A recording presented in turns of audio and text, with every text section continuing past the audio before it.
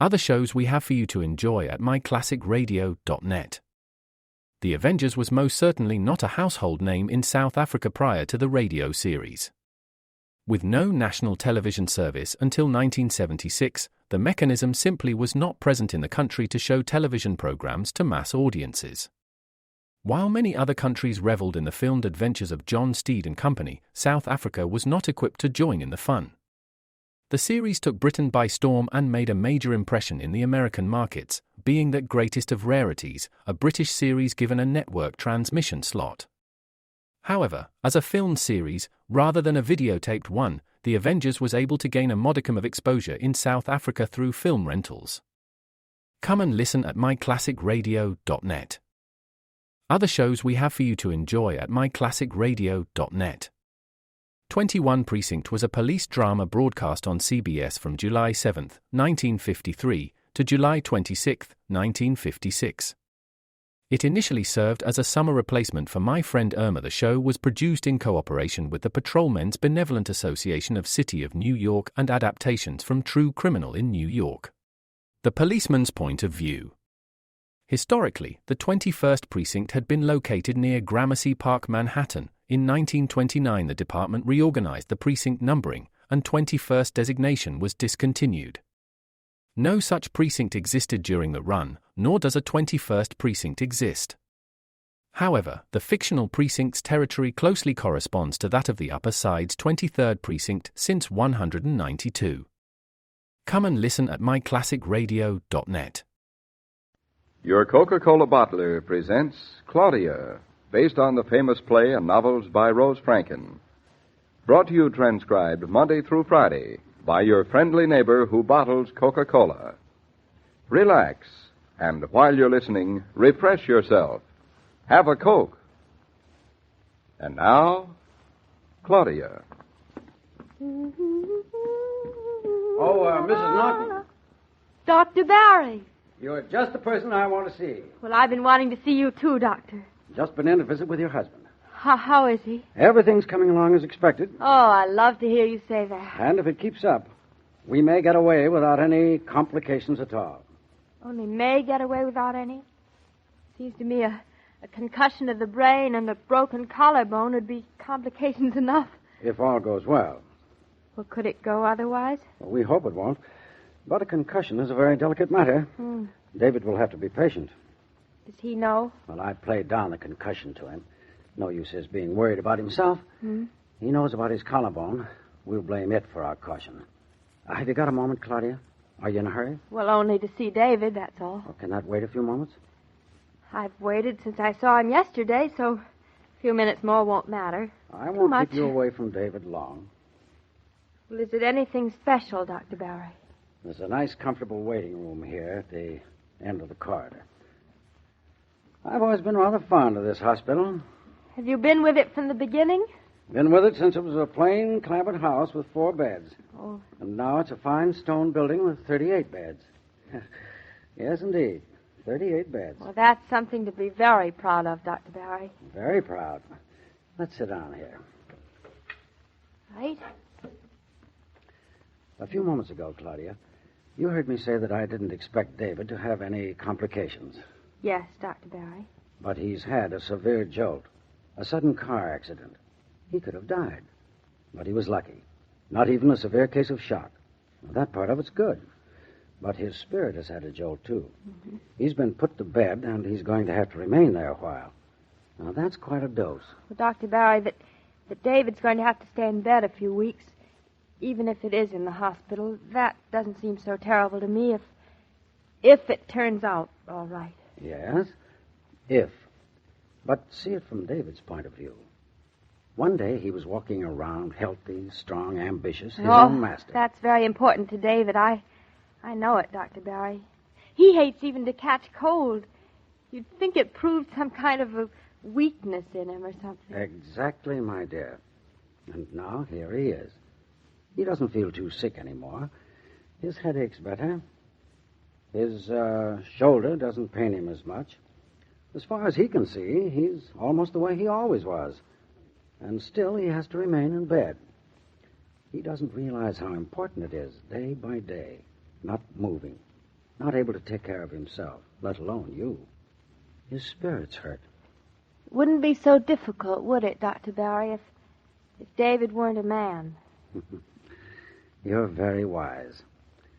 That's why I've spoken to you. Well, what can I do, Dr. Barry? A great deal more than I can. What is it? You mustn't get anxious. You must be patient. Oh, I'm terrible at being patient. I'm almost as bad as David. No. I know you better, Claudia. You'll have to help David see that all he can do is wait. And still, he mustn't let himself grow anxious by his enforced quiet. Everything's going to be fine, Dr. Barry. It must be. Why, there's no reason why you should be anxious. There's no reason, is there? We'll see. It won't be easy, Claudia, to get him to give in.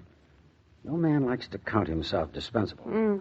Especially David. Especially a man in love with his wife and his work. Life gets complicated. Not life. People. I never thought there'd be anything complicated about David and me.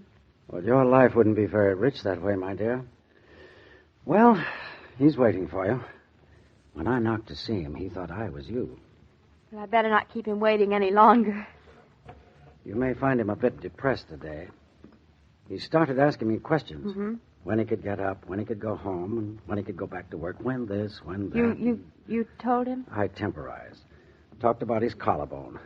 So he's a little suspicious it'll be longer than he thinks. But not as long as it will be. Poor David. Not at all. He's a very lucky man. You'll see that again.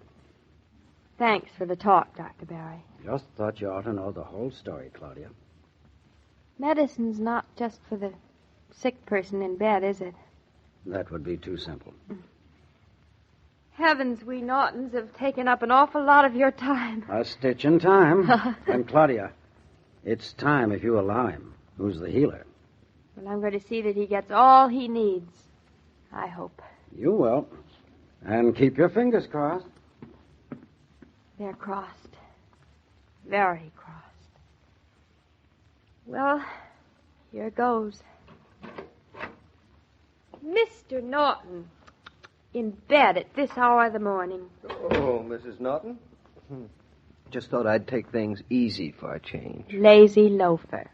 So you finally come to hold my hand. I've come to let you hold mine. You're the man in the family. A fine one, too. Oh, well, you're good enough for me. Well, you're not very fussy. Oh, you'd be surprised. Well, how'd you sleep? Not bad. What? Prettiest little nurse in white gave me the prettiest little pill in white. Spoiled. Well, as long as I haven't got you to talk me to sleep, I have the next best substitute. Nothing takes the place of you. Now, you're just saying that to make me feel good. How'd you know? Actually, I don't miss you at all. I've decided to fall clean the house instead. When the mouse is away, the cat will play, I'm the mouse, not you. Well, I'm the mouse these days. Some mouse. You look very handsome on a pillow, Mr. Norton. I've always thought so. Yeah, I don't know what I'm doing on a pillow. A collarbone is nothing to keep a man in bed. Why, in 2 minutes... business about rebuilding the barn is going ahead fine. Oh, good. Mr. Paradiso's doing it at top speed just for you. And, of course, Mr. Tucker is prodding him. He fancies himself your understudy. Well, the pleasure is all his.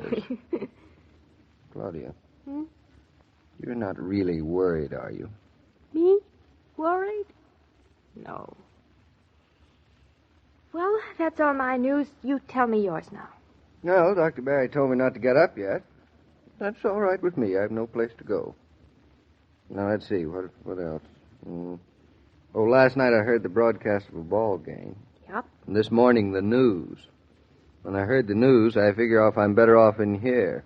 Sounds like a terrible world outside. For most people, I guess, but not for me.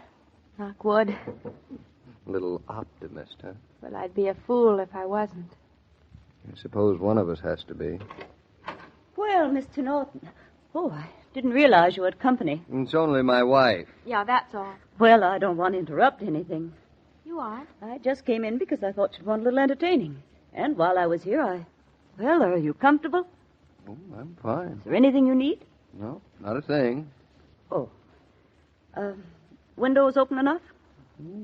Seems to be about right. Well, in that case, I'll please do sit down. We're only just talking. Well, I have other patients to look in on. But Mr. Norton does seem a great deal better now than he did earlier this morning. Why not? Another day's almost half gone. Sun is shining, the birds are singing. That's what I like about Mr. Norton. Always so cheerful. That's Other me. patients just complain and complain. How could David complain when he's getting all this wonderful attention and You'll care? be surprised how. Well, now, don't you talk too much, Mr. Norton, and please don't try to move. No, I won't. If you're uncomfortable or something, you just ring your bell and I'll come right in and straighten you out. Well, thank you, nurse. I'll do that. Lovely girl. She thinks you're lovely, too. It's her duty. All of her patients are lovely. And there's no reason for you to be so modest, darling. Yep, I like it fine here. There's a lot to be said for hospitals. You really get good care in a hospital. Am I hearing right? Well, isn't it the truth? Certainly is. Of course it is. I just didn't know you had the sense to see it. I got brains. You know, if you were at home, we'd just be letting you lie around. No attention.